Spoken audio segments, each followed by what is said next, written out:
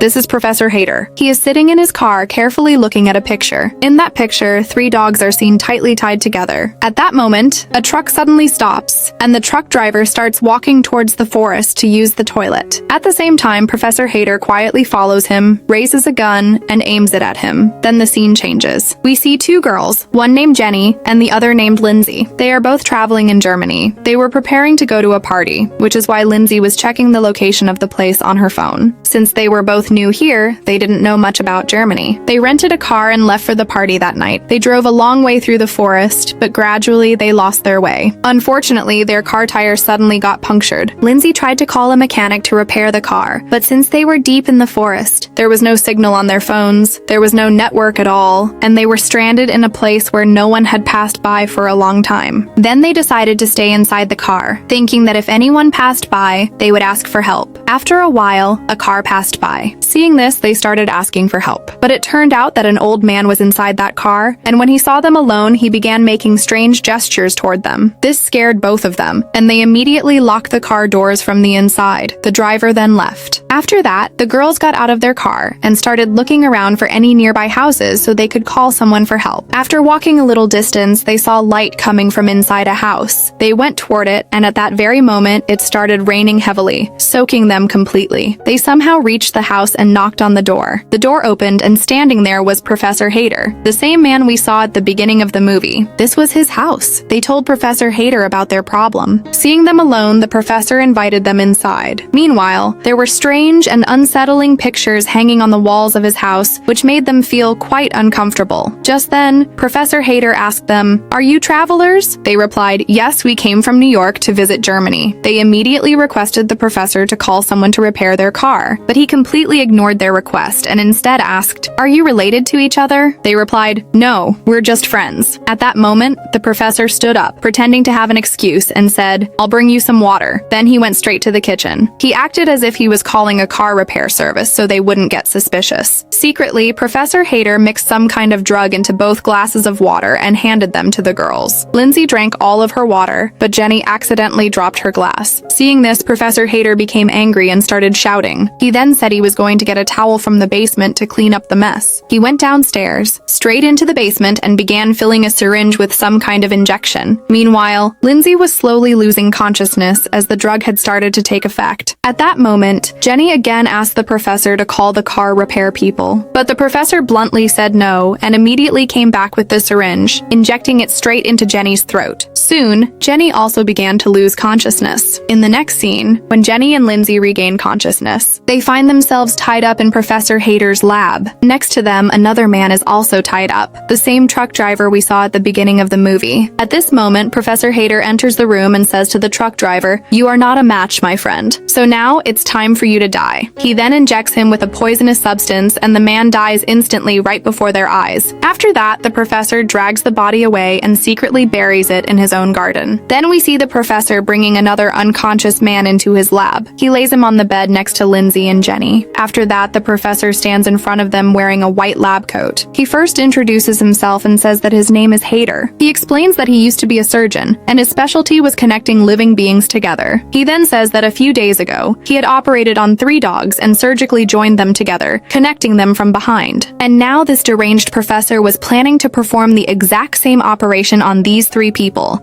because their skin tissues were a perfect match. The professor begins describing his horrific plan in detail. He says that he will cut their knee ligaments so they will never be able to stand again. Then, he will cut the faces of subjects B and C and attach them to the back of subject A. He will also remove the skin from their hips and jaws and stitch them back together. In this way, he intends to create a human centipede by connecting all 3 people. In this creation, only the first person will be able to eat food, and that food will be digested and passed into the mouth of the second person, and then finally into the mouth of the third person. How insane is that? Yet this psychotic doctor was truly going to carry out that horrifying idea. This was to be his first experiment on human beings. He then injected the new man again to keep him unconscious, and afterward, he walked toward Jenny, planning to inject her next. But at that moment, Lindsay bit through her restraints with her own teeth and managed to break free. She immediately started running to escape. She ran into another room and locked the door from inside, but the mad doctor broke through the window and entered the room. Lindsay somehow escaped again, but she suddenly fell into a swimming pool. Just then, the deranged doctor arrived and quickly quickly covered the entire pool with a heavy plastic sheet. However, the lights suddenly went out, and taking advantage of the darkness,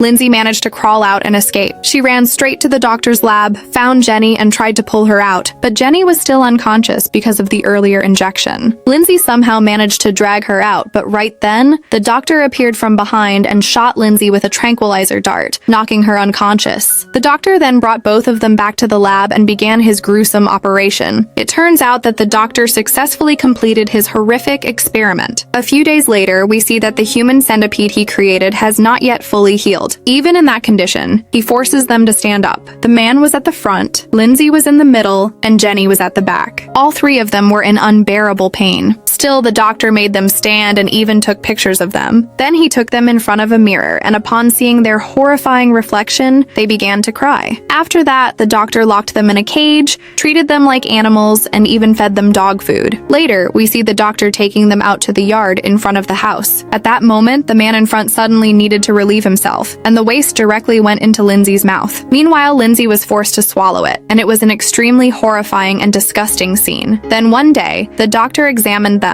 and realized that the man was completely healthy, but there was a problem with Lindsay's digestive system. She was unable to properly digest the man's feces. Jenny, on the other hand, who hadn't eaten anything for so long, was gradually becoming weaker, and it seemed she might die soon. Seeing this, the doctor decided to change Jenny's position in the sequence, but suddenly there was a knock at the door. Someone was knocking. It turned out that 2 police officers had come to the doctor's house to inquire about the 2 missing girls, because their car had been found near his property. Meanwhile, the doctor told the police, "Officer, I'm a doctor. I'm so busy that I hardly ever go out, and I don't know anything about them." In this way, he kept trying to convince the police officers. Then the doctor went to the kitchen to get them some water, and once again, he mixed drugs into the glasses to make them unconscious. But one of the police officers told him, "Someone from your house has been heard screaming from that area where the missing girl's car was found." Hearing this, the doctor shouted loudly and insisted that they drink the water, but the officers threw the glasses away. After all, you can't easily fool the police. Then the doctor went to the basement, pretending he was going to get a towel, but in reality, he went there to bring back an anesthesia injection so he could make everyone unconscious. What a devil indeed. But this time, he got caught red-handed in front of the police. He tried to justify himself saying, "You can't arrest me without a warrant." But unfortunately, the officers didn't have an arrest warrant at that moment, so they decided to go and get one. As soon as they left, the doctor quickly returned to his lab, but suddenly, the man in the front stabbed the doctor in the leg with a knife, causing him to fall to the ground. Then the man bit into the doctor's neck and tore off chunks of flesh, making the doctor lose consciousness. After that, the 3 victims tried to climb up the basement stairs,